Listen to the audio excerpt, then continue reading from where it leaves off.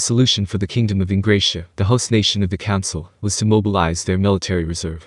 On the other hand, since it would likely weaken the defense of Ingratia's capital, they definitely would not approve of this decision. Speaking of which, the responsibility of defending the Northern Realm had always been managed by Ingratia, so it wouldn't be unreasonable if they were to request additional troops from other nations. Just like what one of the unnamed councillors had already shouted, it was more viable to form a coalition army. Even so, there was a catch. The soldiers dispatched by various nations would be led by the newcomer, the Jura Tempest Federation.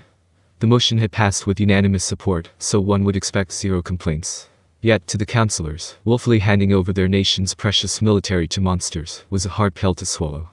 "Please remain silent," the Speaker of the Western States Council shouted, trying to restore order in the hall. The eyes of the other councillors fell on the Speaker as he addressed his audience. "Right now, we are faced with an unprecedented crisis. Rather than arguing, you should try to establish contact with your home nations as soon as possible and order their troops here. We have the delegate from the Tempest Federation, appointed by Demon Lord Rimuru-sama, present. She Testarossa Dono knows her way around military strategies. Since Rimuru-sama has entrusted her as his proxy, she should be worthy to lead the coalition army." While some were against the Speaker's view, they weren't bold enough to voice their protests. And because there weren't any alternative solutions, complaining here would only worsen the situation. At this point, every councillor's eyes were fixed on Testarossa. As the council summoned their army, executive military control would ultimately fall to Testarossa. It was, to some extent, normal that everyone would simultaneously begin to assess her. Among the councillors, Testarossa was an unusual sight, being a young woman, not to mention gorgeous looks on top of that as well. There are so many beauties from Tempest, many councillors couldn't help but think. But no one was stupid enough to say it out loud. Everyone was wondering why this woman, this Testarossa, had so much power. While it might sound like an exaggeration, the success of this whole affair was not only tied to the councillors' fates, but also the fate of humanity. One of the councillors braced himself and asked Testarossa a question. Testarossa Dono, I understand it is rude of me to ask this, but do you really know how to command the army? With a bewitching smile, Testarossa replied.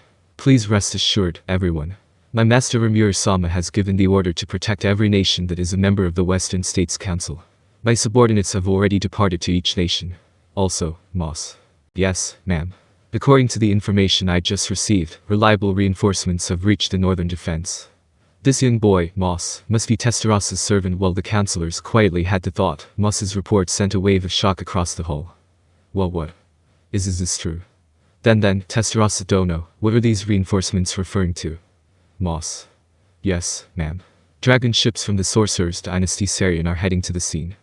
There are some lesser demons scuffling there. However, with that elf subordinates, they will be easily taken out. Everything you heard, Speaker Dono, is true. By the way, Moss, it's very rude to call His Majesty Rimuru's ally an elf. My utmost apology.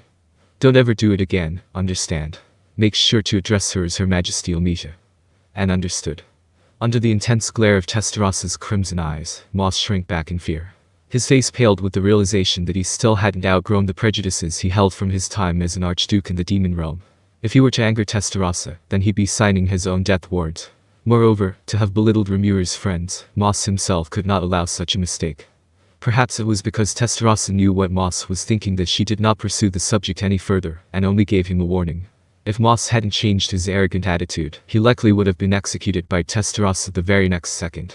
Despite Moss being a demon of great standing, he still pledged his eternal loyalty to Testarossa. That would never change. Testarossa was truly a gentle yet cruel person. The next moment, the atmosphere within the hall became unbelievably chaotic. After listening to the conversation between Testarossa and Moss, the councillors had gotten a rough idea of the situation.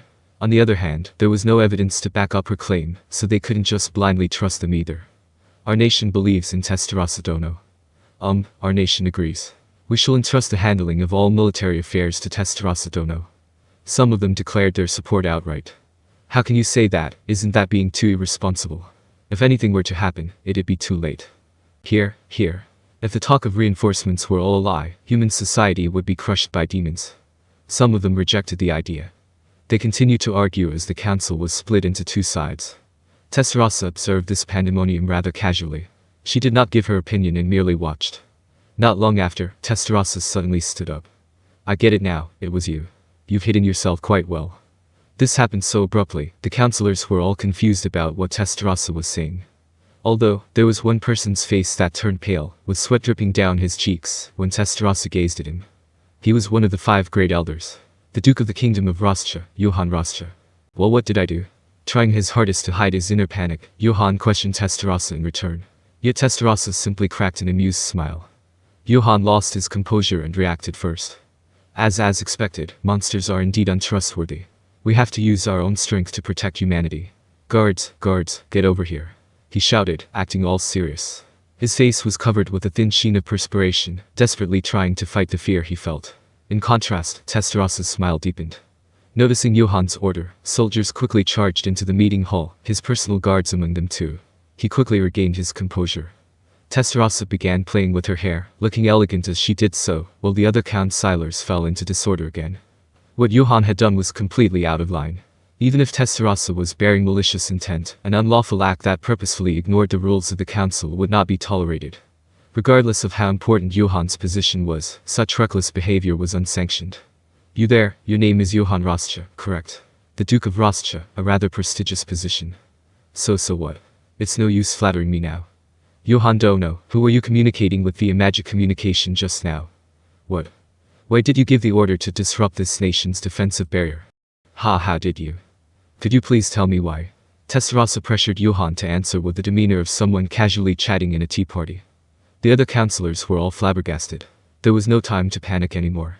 They immediately ordered their subordinates to confirm the defensive barrier of Ingratia's capital. Before they could get an answer, everyone felt the rumbling that slowly started occurring in every direction, like an earthquake. Could this be true? How could you destroy the barrier?